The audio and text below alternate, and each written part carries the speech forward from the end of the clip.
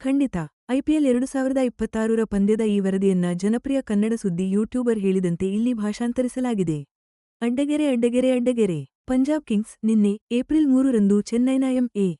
ಚಿದಂಬರಂ ಕ್ರೀಡಾಂಗಣದಲ್ಲಿ ನಡೆದ ಐಪಿಎಲ್ 2026ರ ಹೈಸ್ಕೋರಿಂಗ್ ಪಂದ್ಯದಲ್ಲಿ ಚೆನ್ನೈ ಸೂಪರ್ ಕಿಂಗ್ಸ್ ವಿರುದ್ಧ 5 ವಿಕೆಟ್ಗಳಿಂದ ಭರ್ಜರಿ ಜಯ ಸಾಧಿಸಿದೆ.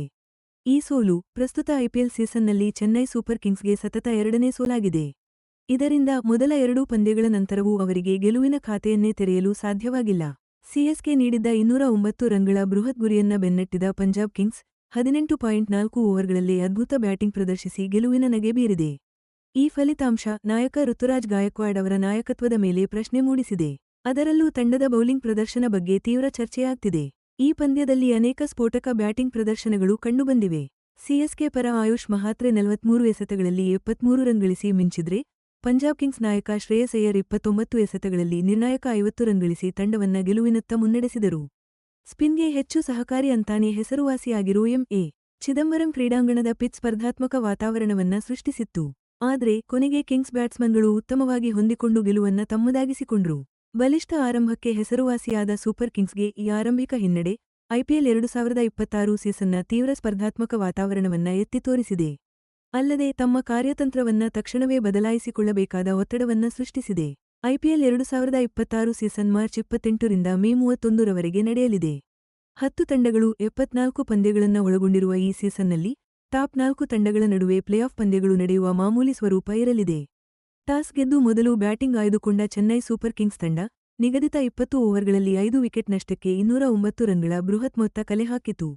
ಯುವ ಆಟಗಾರ ಆಯುಷ್ ಮಹಾತ್ರೆ ಭರ್ಜರಿ ಪ್ರದರ್ಶನ ನೀಡಿದರು. ಕೇವಲ 43 ಎಸೆತಗಳಲ್ಲಿ 73 ರನ್ ಚಚ್ಚಿದ ಮಹಾತ್ರೆ ಯಾವುದೇ ಭಯವಿಲ್ಲದೆ ಹೊಡೆತಗಳನ್ನು ಆಡಿದರು ಮತ್ತು ಸಮಯೋಚಿತ ಬೌಂಡರಿಗಳನ್ನು ಬಾರಿಸಿದರು. ಮಹಾತ್ರೆ ಅವರ ಆಕ್ರಮಣಕಾರಿ ಆಟ ತಂಡಕ್ಕೆ ಆರಂಭಿಕ ಅಸ್ತಿತ್ವ ತಂದುಕೊಟ್ಟಿತು.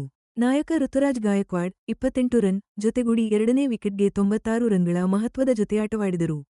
ಸಂಜು ಸ್ಯಾಮ್ಸನ್ ಮಹತ್ವಾಕಾಂಕ್ಷೆಯ ಹೊಡೆತಕ್ಕೆ ಯತ್ನಿಸಿ ಬೇಗ ಔಟಾದರೂ ಸೂಪರ್ ಕಿಂಗ್ಸ್ ತಂಡ ಉತ್ತಮ ರನ್ ವೇಗವನ್ನು ಕಾಯ್ದುಕೊಂಡಿತು. ನಂತರ ಇನ್ನಿಂಗ್ಸ್ನ ಕೊನೆಯಲ್ಲಿ ಶಿವಮ್ ದುಬೆ ಸ್ಫೋಟಕ ಆಟವಾಡಿ ಕೇವಲ 28 ಎಸೆತಗಳಲ್ಲಿ 5 ಬೌಂಡರಿ ಮತ್ತು 1 ಸಿಕ್ಸರ್ ನೆರವಿನಿಂದ ಅಜೇಯ 45 ರನ್ ಗಳಿಸಿದರು. ಸರ್ಫರಾಜ್ ಖಾನ್ ಕೂಡ 12 ಎಸೆತಗಳಲ್ಲಿ ಬಿರುಸಿನ 32 ರನ್ ಸೇರಿಸಿ ಸಿಎಸ್ಕೆ 200 ರನ್ ಗಡಿ ದಾಟಲು ನೆರವಾದರು. ಆದರೆ ದುಬೆ ಮತ್ತು ಖಾನ್ ವೇಗ ಹೆಚ್ಚಿಸುವ ಮೊದಲು 10ನೇ ಓವರ್ನಿಂದ 15ನೇ ಓವರ್ವರೆಗೆ ಸಿಎಸ್ಕೆ ತಂಡ ಕೇವಲ 45 ರನ್ಗಳನ್ನು ಮಾತ್ರ ಗಳಿಸಿ ಮಧ್ಯಮ ಓವರ್ಗಳಲ್ಲಿ ಸ್ವಲ್ಪ ನಿಧಾನವಾಗಿ ಆಡಿತು. ಚೆಪಕ್ ಅಂಗಳ ಸಾಂಪ್ರದಾಯಿಕವಾಗಿ ಪಂದ್ಯ ಸಾಗಿದಂತೆ ಸ್ಪಿನ್ನರ್ಗಳಿಗೆ ಹೆಚ್ಚು ನೆರವಾಗುವುದರಿಂದ 209 ರನ್ಗಳ ಈ ಸವಾಲೊಡ್ಡುವ ಗುರಿ ಸಾಕಷ್ಟು ಸ್ಪರ್ಧಾತ್ಮಕ ಎನಿಸಿದೆ. ಚೆನ್ನೈ ಸೂಪರ್ ಕಿಂಗ್ಸ್ 210 ರನ್ಗಳ ಭಾರೀ ಟಾರ್ಗೆಟ್ ಕೊಟ್ಟಿದ್ಮೇಲೆ ಪಂಜಾಬ್ ಕಿಂಗ್ಸ್ ತಂಡ ಒಂದು ಅಬ್ಬರದ ಓಪನಿಂಗ್ ಪಾರ್ಟ್ನರ್ಶಿಪ್ನೊಂದಿಗೆ ಚೇಸ್ ಶುರು ಮಾಡ್ತು. ಇಂಪ್ಯಾಕ್ಟ್ ಪ್ಲೇಯರ್ ಆಗಿ ಬಂದ ಪ್ರಿಯಾಂಶ ಆರ್ಯ, ಪ್ರಭ್ ಸಿಮ್ರನ್ ಸಿಂಗ್ ಜೊತೆ ಓಪನಿಂಗ್ ಮಾಡಿ ಕೇವಲ 11 ಬಾಲ್ಗಳಲ್ಲಿ ಬರೋಬ್ಬರಿ 39 ರನ್ ಬಾರಿಸಿ ತಂಡಕ್ಕೆ ಭರ್ಜರಿ ಆರಂಭ ಕೊಟ್ರು. ಇದರಲ್ಲಿ ಆರಂಭದಲ್ಲೇ ಬಾರಿಸಿದ ಬೌಂಡರಿಗಳು ಮತ್ತು ಒಂದು ಅದ್ಭುತ ಸಿಕ್ಸರ್ ಕೂಡ ಸೇರಿತ್ತು. ಪ್ರಭ್ ಸಿಮ್ರನ್ ಸಿಂಗ್ ಕೂಡ ತಮ್ಮ ಅಬ್ಬರದ ಬ್ಯಾಟಿಂಗ್ ಮುಂದುವರಿಸಿ 34 ಬಾಲ್ಗಳಲ್ಲಿ 43 ರನ್ ಗಳಿಸಿದ್ರು. ಇದು ರನ್ ರೇಟ್ ನಿಯಂತ್ರಣದಲ್ಲಿರುವಂತೆ ನೋಡಿಕೊಳ್ಳಲು ನೆರವಾಯಿತು. ಈ ಭರ್ಜರಿ ಆರಂಭ ಕಿಂಗ್ಸ್ ತಂಡದ ಯಶಸ್ವಿ ಚೇಸ್ಗೆ ಗಟ್ಟಿ ಅಡಿಪಾಯ ಹಾಕಿತು. ನಂತರ ಕಣಕ್ಕಿಳಿದ ನಾಯಕ ಶ್ರೇಯಸ್ ಅಯ್ಯರ್ 29 ಬಾಲ್ಗಳಲ್ಲಿ 50 ರನ್ ಸಿಡಿಸಿ ಒಂದು ಪ್ರಮುಖ ನಾಯಕನ ಆಟ ಆಡಿದ್ರು. ಅಯ್ಯರ್ ತುಂಬಾ ಬುದ್ಧಿವಂತಿಕೆಯಿಂದ ಆಟವನ್ನು ನಿಭಾಯಿಸಿ ನಿಹಾಲ್ ವಧೇರಾ ಜೊತೆ ಒಂದು ಪ್ರಮುಖ 59 ರನ್ಗಳ ಜೊತೆಯಾಟ ಕಟ್ಟಿದ್ರು. ಜೊತೆಗೆ ಸಿಎಸ್ಕೆ ಸ್ಪಿನ್ನರ್ಗಳನ್ನ ಟಾರ್ಗೆಟ್ ಮಾಡಿ ಪರಿಣಾಮಕಾರಿಯಾಗಿ ಆಡಿದ್ರು. ಕೂಪರ್ ಕಾನೋಲಿ ಕೂಡ 22 ಬಾಲ್ಗಳಲ್ಲಿ 36 ರನ್ ಬಾರಿಸಿ ಪ್ರಮುಖ ಕೊಡುಗೆ ಕೊಟ್ರು.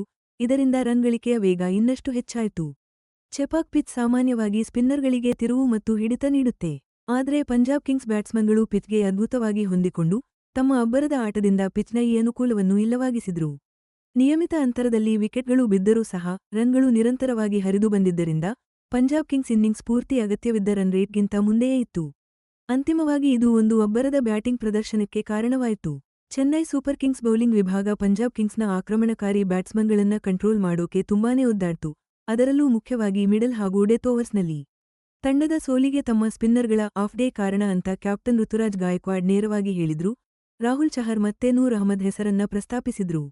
ಸಿಎಸ್ಕೆ ತಂಡಕ್ಕೆ ಇಂಪ್ಯಾಕ್ಟ್ ಪ್ಲೇಯರ್ ಆಗಿ ಬಂದ ರಾಹುಲ್ ಚಹರ್ ತಮ್ಮ 4 ಓವರ್ಗಳಲ್ಲಿ 46 ರನ್ ನೀಡಿ 1 ವಿಕೆಟ್ ಪಡೆಯದೆ ಕಳಪೆ ಪ್ರದರ್ಶನ ನೀಡಿದ್ರು. ಅವರ ಈ ಪ್ರದರ್ಶನದಿಂದಲೇ ಪಂಜಾಬ್ ಕಿಂಗ್ಸ್ ತಂಡಕ್ಕೆ ಸ್ಕೋರಿಂಗ್ ಮೊಮೆಂಟಮ್ ಕಾಯ್ದುಕೊಳ್ಳೋಕೆ ಸುಲಭವಾಯಿತು.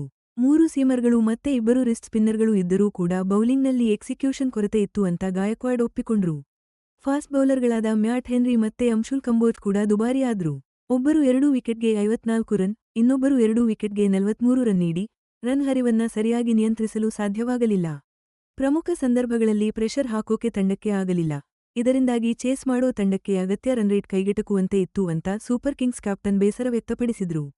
ಒಳ್ಳೆ ಓವರ್ಗಳನ್ನ ಕೂಡ ಬೌಂಡರಿ ಅಥವಾ ಸಿಕ್ಸ್ ಕೊಟ್ಟು ಹಾಳು ಮಾಡಿದ್ರು, ಇದರಿಂದಾಗಿ ಸತತವಾಗಿ ಒತ್ತಡ ಹೇರೋಕೆ ಆಗಲಿಲ್ಲ ಅಂತ ಅವರು ಎತ್ತಿ ತೋರಿಸಿದ್ರು. ಇಂಪ್ಯಾಕ್ಟ್ ಪ್ಲೇಯರ್ ಆಗಿ ರಾಹುಲ್ ಚಹರ್ ಅವರನ್ನ ಬಳಸಿದ ತಂತ್ರಗಾರಿಕೆಯ ನಿರ್ಧಾರವೇ ಮ್ಯಾಚ್ ಸೋಲಲು ಕಾರಣವಾಗಿರಬಹುದು ಅಂತ ಗಾಯಕ್ವಾಡ್ ಒಪ್ಪಿಕೊಂಡ್ರು. ಈ ನಿರ್ಧಾರ ಆ ದಿನ ಸಿಎಸ್ಕೆ ಬೌಲಿಂಗ್ನಲ್ಲಿ ಆದ ತಂತ್ರಗಾರಿಕೆಯ ತಪ್ಪು ಲೆಕ್ಕಾಚಾರಗಳನ್ನ ಮತ್ತಷ್ಟು ಎತ್ತಿ ತೋರಿಸ್ತು. ಪಂಜಾಬ್ ಕಿಂಗ್ಸ್ ವಿರುದ್ಧದ 5 ವಿಕೆಟ್ಗಳ ಸೋಲು ಚೆನ್ನೈ ಸೂಪರ್ ಕಿಂಗ್ಸ್ ಅನ್ನು ಐಪಿಎಲ್ 2026ರ ಅಂಕಪಟ್ಟಿಯಲ್ಲಿ ಒಂದು ಸವಾಲಿನ ಪರಿಸ್ಥಿತಿಗೆ ತಳ್ಳಿದೆ. ಯಾಕೆಂದ್ರೆ ಅವರು ತಮ್ಮ ಆರಂಭಿಕ 2 ಪಂದ್ಯಗಳನ್ನ ಸೋತಿದ್ದಾರೆ. ಸಿಎಸ್ಕೆ ಇತಿಹಾಸದಲ್ಲಿ ಹೊಸ ಕ್ಯಾಪ್ಟನ್ ಅಡಿಯಲ್ಲಿ ಐಪಿಎಲ್ ಸೀಸನ್ ಅನ್ನ ಸತತ 2 ಸೋಲುಗಳೊಂದಿಗೆ ಶುರು ಮಾಡಿರುವುದು ಇದು 2ನೇ ಬಾರಿಯಷ್ಟೇ. 5 ಬಾರಿಯ ಚಾಂಪಿಯನ್ಗಳಿಗೆ ಈಗಿನ ಪರಿಸ್ಥಿತಿ ಎಷ್ಟೊಂದು ಗಂಭೀರವಾಗಿದೆ ಅಂತ ಈ ಅಂಕಿಅಂಶ ಎತ್ತಿ ತೋರಿಸುತ್ತೆ. ಕ್ಯಾಪ್ಟನ್ ಋತುರಾಜ್ ಗಾಯಕ್ವಾಡ್ ನಾಯಕತ್ವ ಈಗ ತೀವ್ರ ಸ್ಕ್ಯಾನರ್ಗೆ ಒಳಪಟ್ಟಿದೆ. ವರದಿಗಳ ಪ್ರಕಾರ ಕ್ಯಾಪ್ಟನ್ ಆಗಿ ಆಡಿದ 20 ಪಂದ್ಯಗಳಲ್ಲಿ 12 ಸೋಲುಗಳನ್ನ ಅವರು ಕಂಡಿದ್ದಾರಂತೆ. ಅನುಭವಿ ಎಂ.ಎಸ್. ಧೋನಿ ಗಾಯದ ಕಾರಣದಿಂದ ಇಲ್ಲದಿರುವುದು ಕೂಡ ತಂಡಕ್ಕೆ ಮತ್ತಷ್ಟು ತಲೆನೋವು ತಂದಿದೆ. ಇನ್ನು ಪಂಜಾಬ್ ಕಿಂಗ್ಸ್ಗೆ ಈ ಗೆಲುವು ಒಂದು ದೊಡ್ಡ ಆತ್ಮವಿಶ್ವಾಸ ಹೆಚ್ಚಿಸಿದೆ. ಇದು ಅವರಿಗೆ ಸತತ 2ನೇ ಗೆಲುವಾಗಿದ್ದು, ಅಂಕಪಟ್ಟಿಯಲ್ಲಿ ಅವರನ್ನು ಮೇಲಕ್ಕೆ ತಳ್ಳಿದೆ. 209 ರನ್ಗಳನ್ನ ಯಶಸ್ವಿಯಾಗಿ ಚೇಸ್ ಮಾಡಿದ್ದು, ಅವರ ಬಲವಾದ ಬ್ಯಾಟಿಂಗ್ ಲೈನಪ್ ಮತ್ತು ಯಾವುದೇ ಪರಿಸ್ಥಿತಿಗೆ ಹೊಂದಿಕೊಳ್ಳುವ ಸಾಮರ್ಥ್ಯವನ್ನ ತೋರಿಸುತ್ತೆ. ಇದು ಟೂರ್ನಮೆಂಟ್ನ ಆರಂಭಿಕ ಹಂತಗಳಲ್ಲಿ ಅವರನ್ನು ಉತ್ತಮ ಸ್ಥಿತಿಯಲ್ಲಿ ಇರಿಸಿದೆ. ಐಪಿಎಲ್ 2026 ಸೀಸನ್ ಮುಂದೆ ಸಾಗುತ್ತಿದ್ದಂತೆ ಸಿಎಸ್ಕೆ ತಂಡದ ಮೇಲೆ ದೊಡ್ಡ ಒತ್ತಡ ಇದೆ. ಪ್ಲೇಆಫ್ ಕನಸುಗಳಿಗೆ ಧಕ್ಕೆ ಆಗಬಾರದು ಅಂದ್ರೆ ಅವರು ಬೇಗನೆ ಮತ್ತೆ ಒಂದಾಗಬೇಕು ಮತ್ತು ಗೆಲುವಿನ ಲಯಕ್ಕೆ ಮರಳಬೇಕು. ಗಾಯಕ್ವಾಡ್ ಆಟವನ್ನ ಸರಿಯಾಗಿ ಕಾರ್ಯಗತಗೊಳಿಸೋದು ಮತ್ತು ಮೊಮೆಂಟಮ್ ಸೃಷ್ಟಿಸೋದು ಎಷ್ಟು ಮುಖ್ಯ ಅಂತ ಒತ್ತಿ ಹೇಳಿದ್ರು. ಅದರಲ್ಲೂ ಬೌಲಿಂಗ್ನಲ್ಲಿ ಸುಧಾರಣೆ ಬೇಕು ಅಂತ ಒಪ್ಪಿಕೊಂಡ್ರು.